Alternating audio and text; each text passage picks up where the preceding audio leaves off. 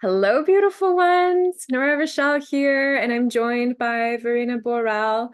I am an astrologer focusing on confidence, creativity, and I do a lot of one-on-one coaching and readings and courses, which we'll share more about later. But Verena and I are here to talk about some really special things. So I'm going to let Verena introduce herself, and then we're going to dive into what we're talking about. Yes, I'm so happy and grateful to be with you, Nura, and to be with everyone who just watches. So I'm Verena Borell. I am living in Austria and I work with evolutionary astrology and intuitive guidance. And I'm also a student of somatic experiencing because I really want to, combine somatics and astrology more and more in my offerings. Because for me, astrology is really an embodied experience. It's an embodied experience and not something that is just theoretical. So I live astrology every day, and I think it is so important to come back to the wisdom that we are here in a body on planet Earth. And Mhm. yeah, I'm also offering one-on-one sessions. I have several programs. You can study astrology with me, and we'll share more about that later. But now I'm super excited to dive into, some current topics, some current themes that Nura and I notice that are, in the field right now. And you said you are all about confidence and courage, being courageous. And I think that's really a vibe, not only in general, but also right now. So, yeah, Yes. Yeah. maybe you That's can the give nice us a thing, quick. right? It's like as astrologers, we can see the big themes coming in. So I know, okay, North Node in Aries, yes, that's a big part of what we are shifting into more and more over this year. So I'm just going Yeah. to give a quick overview of some of the themes that we have, not only right now, but for the next coming years. And then we're going to just riff on it and kind of see where we go. So, what we've noticed is there are a lot of big themes between Aries, Pisces. Like I mentioned, North Node in Aries. We've been working with this for just about the past year. The nodes will shift next January in 2025. So, since the nodes move backwards, it's going to shift from North Node in Aries, South Node Libra into North Node Pisces, South Node Virgo. So, that is going to be a shift from fire to water. And then we also have outer planet Saturn and outer planet, or sorry, Saturn's a bridge planet, and then outer planet Neptune, both in Pisces, going to shift into Aries together next year, which is wild. Actually, it's kind of unheard of that so many outer planets are shifting into a new sign all at one time. So what we can really just, we can say a lot more about this, but that essence of the new and how we need to be brave to shift into that new. And we've also got squares between Jupiter and Saturn. And as we know, these are the bridge planets that really help us to connect as individuals to what's going on in society and collective evolution. And really, they influence how we create for our communities. There's always a piece of dharma and karma related with Jupiter, Saturn, and learning and lessons and building and growing. So it's really exciting, but it can also be sometimes quite overwhelming. So we're going to touch on all of this. And also the Venus cycle. You know, she is currently working with a 19-month Leo meta goddess cycle, and then she's going to shift into a 19-month Aries cycle. So there's a lot of this fire, water energy. And so we're going to dive into all of that. And I'm curious if you want to add anything more to the big picture there, Verena. No, this is everything that I thought and felt into when I saw the transits for 2025, that I thought, wow, that's really alchemy. We are dealing with fire and water all the time. And I think that, as you said, um, I think on the one hand, there's a huge, huge call for braveness, for becoming your true self. Really, we deconditioned so much in the last years, especially with Pluto and Capricorn. And really now stepping into our true power, reclaiming our essence, coming back to our true authentic self, because the world needs you, not the roles that you're playing. The world needs you and your authentic essence. And on the other hand, the call to feel that you are an individual being and the divine wants to come through you in your individual, very special way. And also you are connected to the all that is. So it's not about an ego trip. It's about knowing that you, with your individuality and with your specialness, are contributing to the all that is, and really connecting and creating more and more with love and creating peace with your fire. And I think what I experience and what I would love to talk with you, talk about with you, Nura, is that we both noticed that right now, and we will also dip a little bit into the current astrology, especially the Jupiter, Jupiter and Gemini stationing retrograde right now in October and building a square to Saturn and Pisces, that there is a lot of overwhelm in the field. You brought it up, Nura, and I can feel it in my personal life too, that there is a lot of energies and new beginnings and old cycles, and everything is coming together. And yeah, I would really love to hear from you how you approach it. I have some personal experiences, also some perspectives that are more from a somatic experiencing lens. Yeah, what about overwhelm? As we record this in Libra season, so we're working with all of that energy of the air. And this is really important because I didn't mention in that broad overview, but we're also going to have Uranus enter Gemini. So it's almost like Jupiter's kind of paving the way for the next level of kind of Uranian awakening. And Jupiter only stays in the same sign for a year. So he really helps us to expand, and he moves in almost 12-year cycles. So we kind of come back to that same place every 12 years.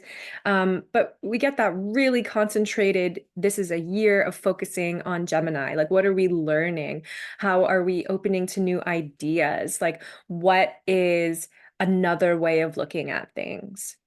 It's not the either or, it's both and more. Like, that is such a Gemini lesson. And I know for sure I've been feeling that. I feel like that capacity to be with that paradox and that nuance and that seeming contradiction, that is how we really find more resilience to move through these changes. And that is part of overwhelm. Like, that is, I think we dance with that. And I think Jupiter's helping us with that, especially with Jupiter actually stationing retrograde, because it's almost like we went out, we've been collecting, we've been learning, we've been trying new things, we've been talking to new people, we've maybe been connecting with alternate realities. I don't know, maybe that's just me. I'm just kidding. I'm sure if you're watching this video, you're definitely feeling that. That's what Gemini is known for. It's like hopping timelines, all of these really fun things, right? Gemini's youthful and exuberant and curious. And when Jupiter stations retrograde, there's a reflection into the Sagittarius energy, and Sagittarius helps Gemini. Sagittarius takes all the things that Gemini has collected and brings it into this single pointed focus, this vision, this synthesis. So we can really be using that to help us find that grounding when we're kind of overwhelmed. And it's almost like it's an overwhelm sometimes of our own doing. Like, sometimes it isn't. Sometimes life is happening. And that's the Saturn square to Jupiter, which we'll talk about shortly. But sometimes we're creating our own overwhelm from a beautiful, wonderful, curious, innocent place. So I think with the Saturn, we're kind of bringing in that, okay, where's the discernment? Where's the practical application of this thing that you're curious about? Sometimes we open Pandora's box and we go down rabbit holes and we're like, oh my gosh, there's just like so much here. What are we going to do with it? What are we going to talk about? What are we going to learn about? Where are we going to put our attention? Social media, phones, all of that. You're so wise, Verena, by the way, for taking social media breaks. I absolutely love that you did that. I think Yeah. Saturn is saying, it's necessary to really consider that we do have finite resources. We also have a finite capacity. I will change my mind on that phrase, actually. I don't think that our capacity is finite. I think that as we build in resilience, our ceiling of capacity that we think is finite, it grows and expands and it changes, but that kind of growth edge is like where the overwhelm is. So we want to be gentle with that. We want to be compassionate with that growth edge. We don't want to push ourselves open to the point where we're so traumatized by trying to grow. We want to make sure we're doing it safe, slow, and that's what I think the Saturn square to Jupiter is. And the fun part is we get 3 of them. So we've only had one so far. The next one is at the end of this year, and the next one is in June. So I know you, Verena, you've had a lot of this really hitting very poignant parts of your chart. What has your experience been like?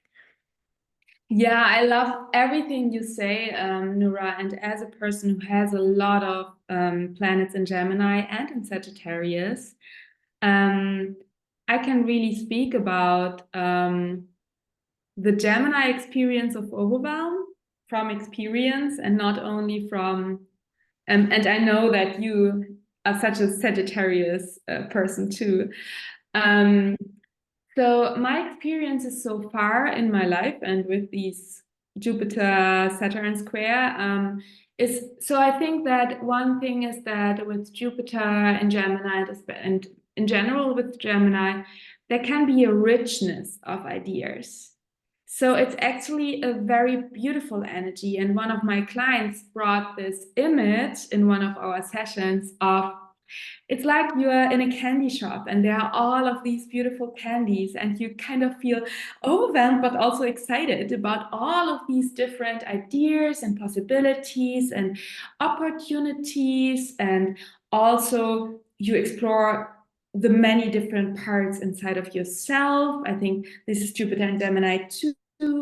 And I think that I really love what you said about capacity, because what I am learning, especially through my 3-year-long professional training with Somatic Experiencing International, I'm learning so much about the nervous system, and that, and it's not about that I'm learning it theoretically, it's actually my life story to feel overwhelmed.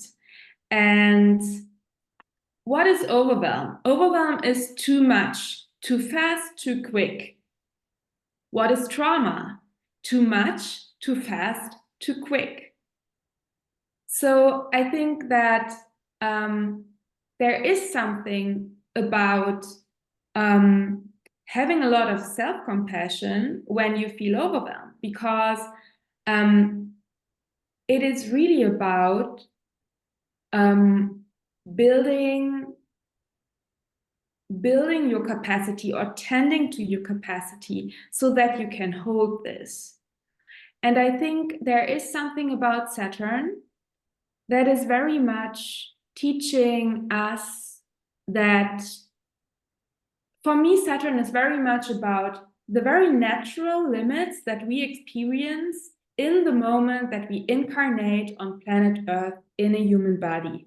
It's really about the conditions that are here on planet Earth. Gravity, time, limited resources in a way, our body. It's really about this very earthy conditions. And for example, your mind, your Gemini mind, is unlimited. You can have thousands of ideas at the same time, but can your body hold it? You can go in 1,000 directions at the same time, but has your body the energy to do that? So my struggle, my lifelong struggle that is very heightened with these Jupiter-Saturn squares, is that I have the desire to do all the things, but I don't have the capacity to do all the things.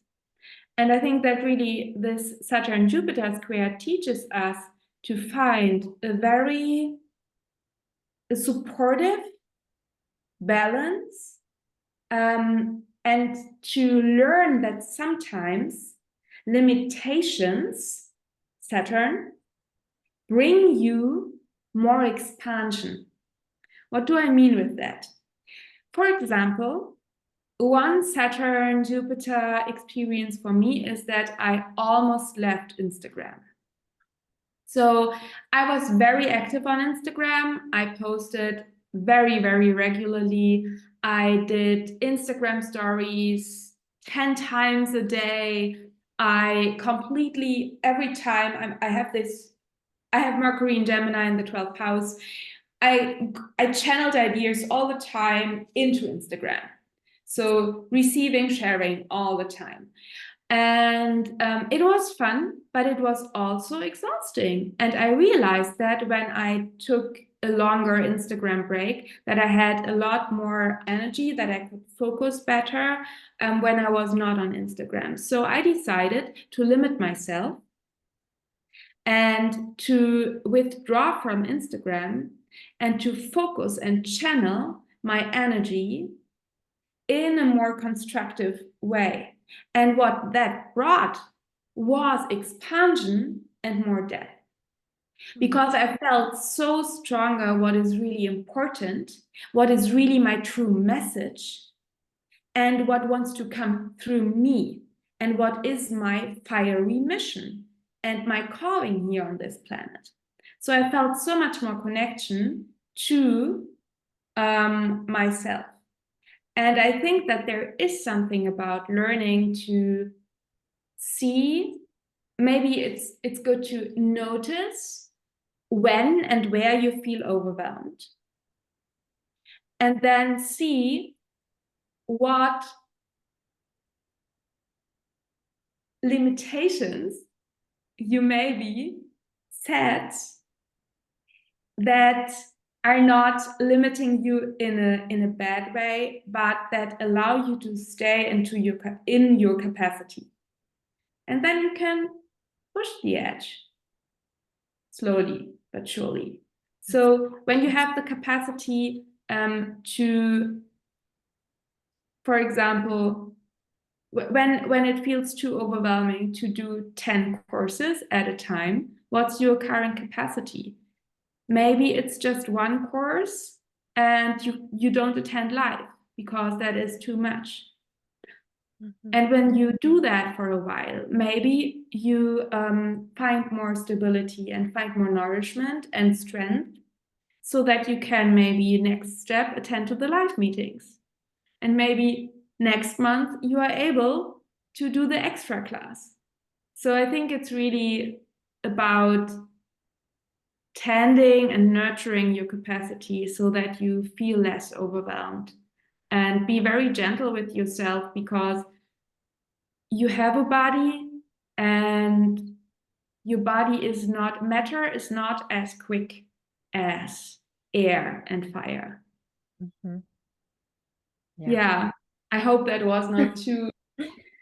No, that makes so much sense. I studied clairvoyant work for about 4 years, and one of the things that my teacher let us know was that our spirit is always exponentially farther ahead than our body. And we have this idea that in order to like get where we want to go, we actually have to like drag the body, like try to catch the body up to spirit or to mind, like, and we're therefore like overdoing it and we're hustling and we're trying to be all things to all people and fill our schedules and things like that and like work really hard. And that's a bit of Saturn, you know. We think, okay, well, anything that is worthwhile is going to take effort, it's going to take that dedication and discipline, and that's true. But there's also that idea that we need to bring our body to catch up to our spirit. That part is a little bit false. It's actually, if we bring our spirit back to where our body is now, for one, we're more resourced because our whole self is here now with us. We're not like trying to get to some pretend place that our bodies, like, I can't even conceptualize of what you're talking about all the time. Like, this is part of integration. So we actually bring spirit back into body. We bring that part of us that's reaching and rushing ahead back to the present moment. And now we are infinitely resourced because everything's here. And actually, it's not like this is what it's all about, is going fast, but it does expedite things because now we are tapped into not the linear a path of progression. We're tapped into the spiral path that's often quantum. Like sometimes you don't need to make that whole loop around the spiral path. You can jump up because you're in the right place at the right time. And so I think that's another big piece of it too, especially because Saturn rules time. And Saturn is also in Pisces, a sign that's hosted by Jupiter. So in the end, Jupiter is kind of, we could say, winning. Expansion is winning here. At the end of the day, there will be growth. But sometimes, even if it seems like you have to slow down, it's like the Piscean way of slowing down is coming into our creative space, doing our meditations, tapping into spirit. It might also be connecting with your creativity, your art, your poetry, reading a beautiful book, going to experience this poetic beauty of life that's very Saturn in Pisces, even succumbing to melancholy, like going into the emotions, going into the sadness, going into the grief work, the processing. That's all Saturn in Pisces. So it seems sometimes like the less glamorous, less fun thing to do, but in the end, it's actually the most expansive. And it slows us down to get us here and now. And then we actually have more agency. Like that, I think, is when we take Saturn into consideration in our growth process. I feel like that is how we almost earn the, I don't know if I like this language, but if we almost earn the right for self-leadership. I think we are naturally innately sovereign, but it's almost like we're self-initiating into that leadership because now we're showing, hey, I can handle the earth plane. Like, I'm not just trying to like get through this. I almost, like, my daughter's in third grade and we're dealing with like tests and things like that. And, she's in her first Saturn square. So obviously there's a lot of Saturn themes here. And I've been working with her around, like, why are we testing? Like, it's not just about getting an A. It's not just about memorizing and like regurgitating. It is about wanting to do well, but for the right reasons.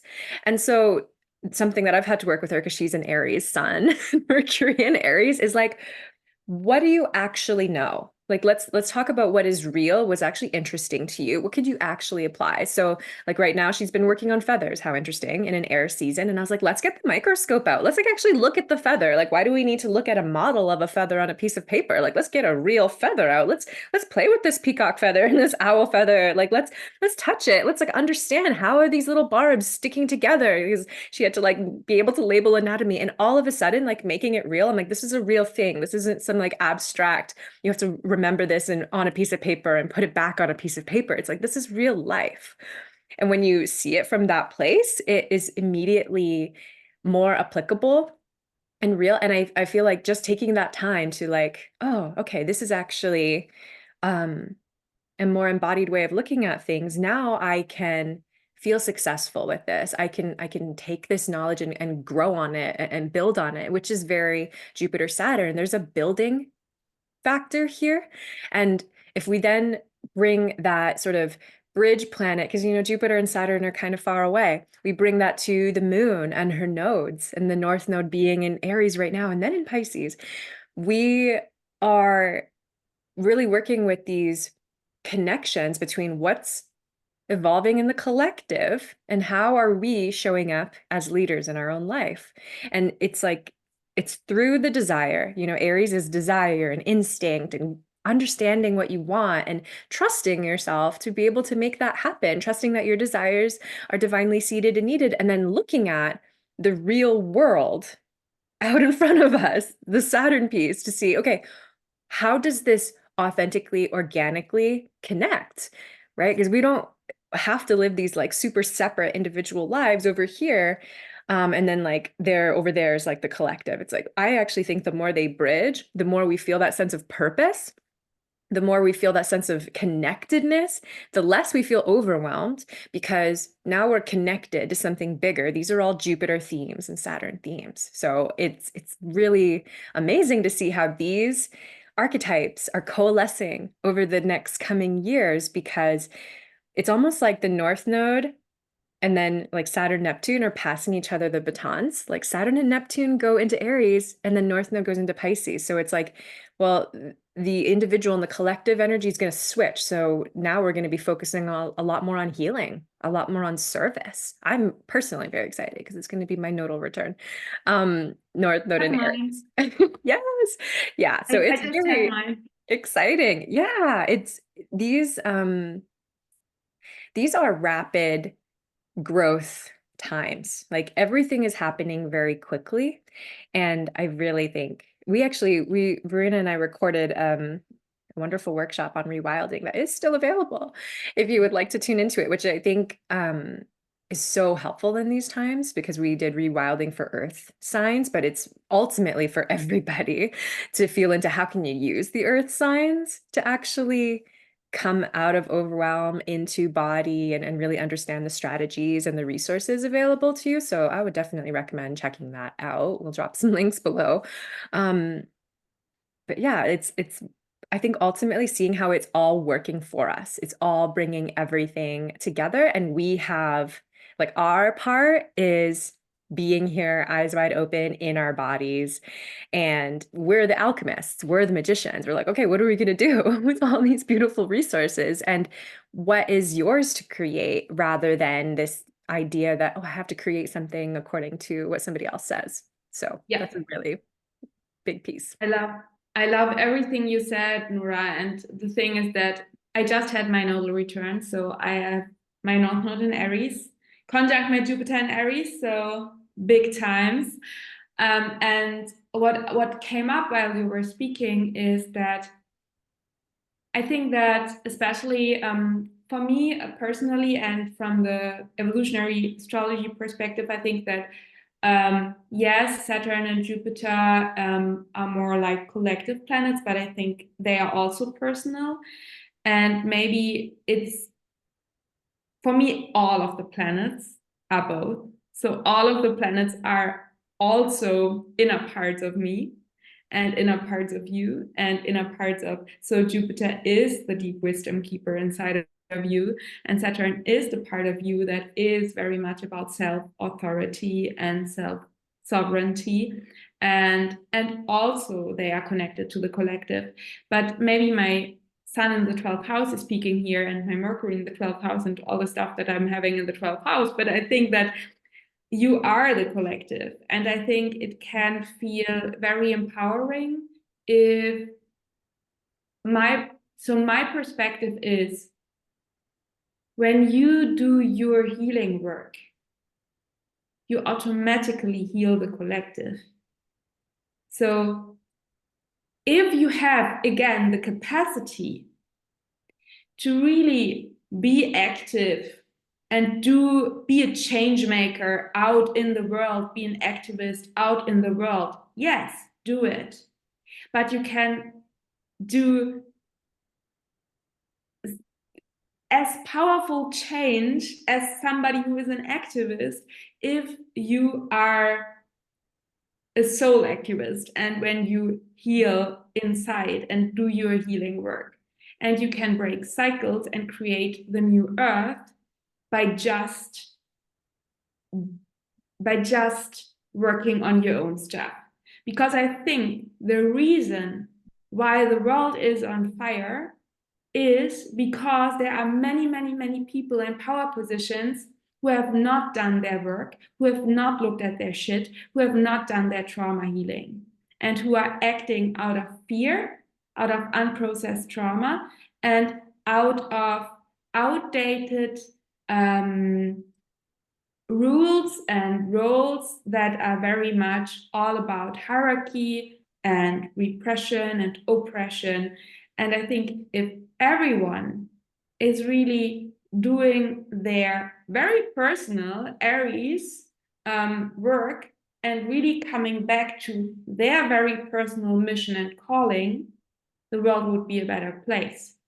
And I think Aries is so much about, it's the first zodiac sign. It's really this initiation, and it's also the spark that brought you onto the earth. So it's the seed of your calling. And if you really embody it, what we do in the second zodiac sign, Taurus, if you really come back to this spirit and to this calling, you are doing exactly what you are meant to do. And you are in your place. And it is no coincidence that you incarnated right now in this place where you are, and at that time we are where we are having such a immense and quick change and transformation. You are really born for this, and you signed up for this. And I think that it is for me so empowering to know that there is so much happening, and I can feel overwhelmed. But I know that in a way, my soul wants to be here. And I can, and I think it is on a personal level and on a collective level, a huge calling for really coming back to ourselves and coming back to our body too. So I think that the modern world, there are so many ways that our world supports us in dissociation and in leaving the body. And I would even say that there is, I mean, media, there is a manipulation. Instagram is designed so that you doom scroll and completely leave your body and don't feel your needs and completely get lost in this unreal virtual world, and compare yourself with others and leave yourself even more. And I think that we all really need to be careful where we leave ourselves, where we compare ourselves, and where it is important to, very Saturnian in a way, come back to our bones. Mm-hmm. And come back, have our own back, and create a very healthy amount of self-responsibility, integrity, rooting down in your values, rooting down in your self-worth. Uranus is still in Taurus. Rooting down in what is really essential for you, and trusting yourself. And you can just trust yourself if you really look inside. And I think Saturn and Capricorn is a yin energy. It is about really coming back to your integrity and to your own authority. And Pluto is now ending an era with being for the last time in Capricorn before we move on. So now in October 2024 is the time to really do your last Pluto and Capricorn work, and to really release old conditioning, release the burden of the past, and really step into your very healthy self-responsibility, self-leadership, self-authority, and to strengthen your own back. And I feel that this strong back and this feet on the ground and this being anchored on planet Earth is actually the prerequisite that we can step into our fire, and that we can channel our fire energy in a way that is sustainable. And when we trust ourselves and do our Saturnian work, we are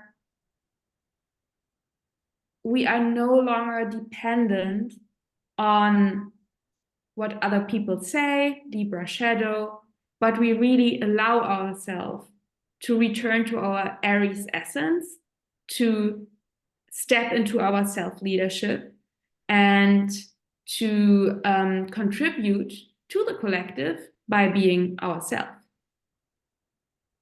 Yes.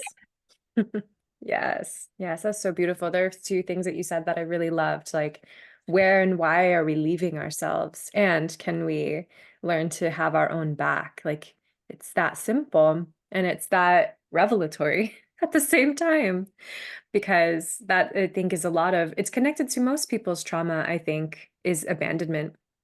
And so it's like when we're leaving ourselves, it's kind of perpetuating that in a way because we're just used to it. We're used to dissociation. So, how do we actually confront that? I think Saturn in Pisces is really helping. You brought that in so beautifully, also with the even bigger themes of Pluto coming into Aquarius, there to stay for the next 20 years. And I find it really interesting that while that's happening, the lower octave of Pluto, Mars, because Mars is kind of like human level desire and Pluto's like soul level desire. Mars is also going to be hanging out and doing some wild retrograding between Cancer and Leo. Right. And at the time that Pluto re-enters Aquarius, November 20th, is so fascinating. That day, specifically, the moon is in Leo, which I just find really interesting, perfectly opposing it. And then Mars is also there at 4 degrees Leo, already in that pre-retrograde shadow phase. So there's that opposition. So we're looking at, okay, the individual human level desire, even human level capacity for energy, because that's also Mars and like how we do what we do. Yeah. And then Pluto over here saying, and we're turning on the lights here. We are letting the energy, the electricity surge through. Aquarius is an air sign that has such a connection to the journey of awakening. And I really see it's been happening already for decades, for many, many years that people have been awakening. It's not like it's just all of a sudden happening, but it's almost like this is the time where it's like the switch is going on. Like so many people, unlike before, are safe to honor their psychic gifts, are safe to come out with this wow, I see the world differently. Wow, I'm connected to spirit. You could talk about that freely without persecution now.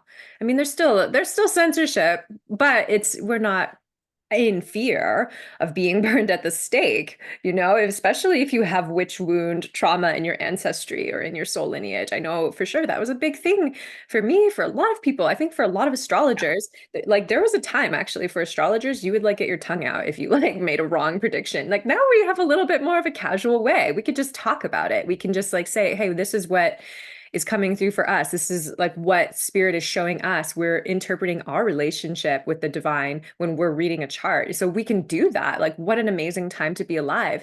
And yet, for some people, that's another part of the overwhelm, and they might not even know. It's like, oh my gosh, my gifts are turning on. What do I do with this? Nobody taught me how to do this. I don't have a mentor. I don't have a guide. I don't have necessarily like alive, wise elders, like maybe in my ancestry, I can learn and to channel them and connect with them. And I can absolutely do my best to connect with who is here. But in so many ways, it's been lost, it's been buried. And I love that saying, it's like they thought they buried us, they didn't know we were seeds, so it's always been there. The magic hasn't left, the capacity for all of these things hasn't left, but I truly believe it was turned off in a lot of ways, or like laid dormant, gone to sleep, gone to rest. Just even if you look at like the Kali Yuga and like, the dark ages to the golden ages, things like that, like where there's almost this like cyclical suppression of human capacity that we are actually on the verge of coming out of. Like we're coming out of the dark ages. So it's all turning back on. And so that's another huge part of it. I'm getting like full body tingles when I talk about it, because I know there are some of you out there watching this who are like, yeah, that's me. I'm becoming psychic. And those of you who are already steeped in that, who already know that in you, who are maybe out there helping people with your gifts or teaching people. It's like we need you so much. And I think the Yeah. world is finally starting to see it. Like I think that's the Saturn in Pisces. I think that's next year, the North Node in Pisces. Like Pisces is the mystic. Like we are seeing that we are thirsty for that mystical quality. And I think that water will really help also the jolt of electricity of the awakening with Pluto in Aquarius, because it's easy to get fried if you don't know what you're doing. So Yeah, that's really huge. I love everything you're saying, and I think that I just want to add some points. I think that the still current transit from Uranus and Taurus is the preparation phase. Mhm. Because when Uranus goes into Gemini and Pluto's in Aquarius, there is so much electricity and awakening in the field. It's light bulb energy. And what my spirit guides told me already years ago was that they said, you are very open. You need to go down and in so that you can hold that. Mhm. And I think that there is a huge lesson and learning for many of us. I mean, somatics has grown so big. Why? Because we realize we cannot bypass our body, and we need to be very, very much in our body so that we need to ground so that we can grow and open up without losing the ground and without losing earth and without destroying earth, by the way. So I think that there is something about really being embodied and work with your trauma that is stuck in your body so that you have, again, the capacity to awaken and to open up. And I think Uranus and Taurus is so much about awakening into your body and onto the earth. And I think that it is now, as you said, time for many of us to be courageous enough to see that we have a mission that is a spiritual mission. And I know since years my spirit guides told me, and I had no idea at that time what that means, that I'm here to bring light. And I'm still on the path to exploring what that means. But I'm here and Aries brave, and I'm saying that to the world. And I know that here are many people who are watching that who maybe feel a similar mission or something different, but they feel that they have a mission and a calling. And I hope that you are, when you are watching that, that you are courageous enough to say it out loud to yourself first and to the world after that. And I know that many of us who are already really claiming and owning their truth of being a light worker know that there are even an up level coming. And I know what I hear from my spirit guides is that many of us are in a preparation phase. And I have no idea what that means, but there is something about becoming even more grounded and also empowered in this mission of making positive impact inside of ourselves, inside of our own life, and with that, for other people and for the world. And I think that not all of us, but many of us maybe feel this spark and feel this calling and this awakening. And I have many people in my programs or that I meet one-on-one who are sitting there and who are working as I do too, through all of these layers of fears and conditionings and trauma to see, oh wow, yeah, there is my light, and now it wants to come out. Mm. And that is such a brave journey, and that is such an important journey. And I want to encourage everyone to do it and to be gentle and to be self-compassionate and to have patience with oneself and with another, but to stay on the journey. Yes. I love it. I feel like this is such an important conversation. And I feel like my biggest takeaway and synthesizing everything that you shared, it's like being brave enough to see ourselves. And then what does that, just awareness, just seeing, what does that then lead to without having to know everything ahead of time? That's being Aries style ready, right? Yeah. Oh my goodness. I feel like we could. Taking. Yes, I feel like we could talk about this so much more. And I promise you, there will be more wonderful conversations like this to come because it's happening. We're here, we're part of it, we're participants, we are influencing all of this. I'd love to hear some things that you have going on, Verena. Yeah, thank you so much for asking, Nura. And I totally agree. I think when we both come together, there is such a good vibe, and what you are saying brings things up for me and maybe vice versa. So yeah, I love to talk with you. Yeah, I have actually two very interesting offerings that are fitting perfectly to everything that we just said. I offer a free workshop. It's completely for free on October 16th. It's a Wednesday at 10 a.m. Pacific. I think it's 1 p.m. Eastern and 7 p.m. Central European time. And the title of the free workshop is No Bad Transits, Unlock the Healing Power of Transits. And the workshop is really for you if you want to shift your perspective on transits. So not be afraid of the next Saturn square, but really I share my perspective, which is all about everything is here for our evolution and how we can consciously co-create with transits. And this free workshop is also the kickoff event for the launch of my upcoming 8 weeks program, Transits for Evolution. And the whole program is actually it's for people who have already a basic or an advanced astrology knowledge. So it's not a basic course, it's really an advanced program where we are experiencing transits in a very embodied and empowering way in an 8 weeks journey with live classes, where we really not only look at charts, but see and experience how the energies play out in our life.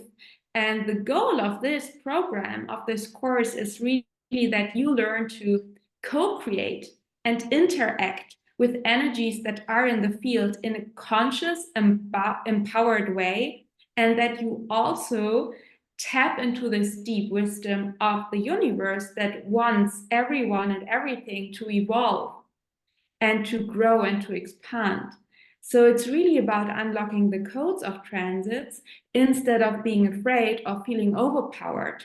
Because from my perspective, we are all interconnected. The planets, you, I, we are all in this beautifully evolutionary dance.